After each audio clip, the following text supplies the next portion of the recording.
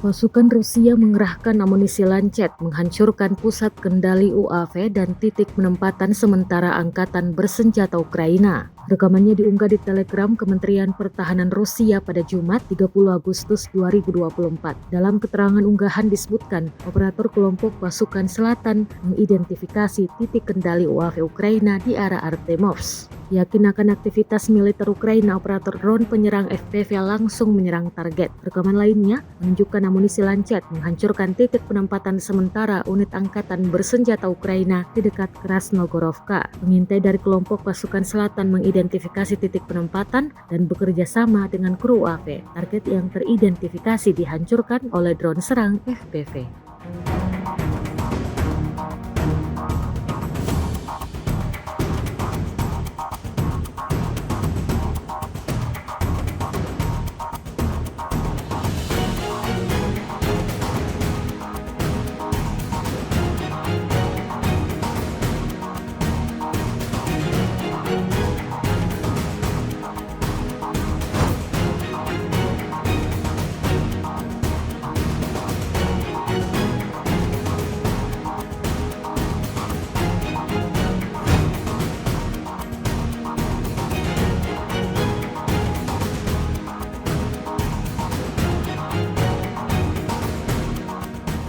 Download Tribun X sekarang, menghadirkan lokal menjadi Indonesia.